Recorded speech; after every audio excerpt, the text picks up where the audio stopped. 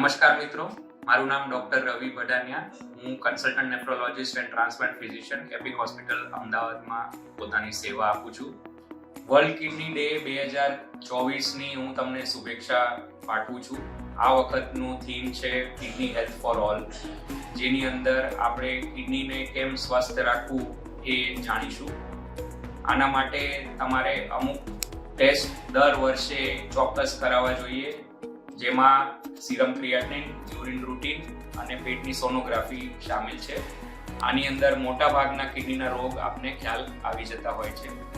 તે સાથે કોઈ સિમ્ટમ જણાય, જેમ કે પગમાં સોજા આવવા, પેશાબમાં લોહી આવવું, પેશાબમાં વારંવાર બળતરા થવા, વારંવાર પથરી થવી, પેશાબની માત્રા ઓછી થઈ જવી અથવા કેળુમાં દુખવું, એવી કોઈ સિમ્ટમ જણાય તો ખાસ તમારા નજીકના કિડનીના ડૉક્ટરને અવશ્ય મળો અને એમના કહેવા પ્રમાણે સારવાર લો.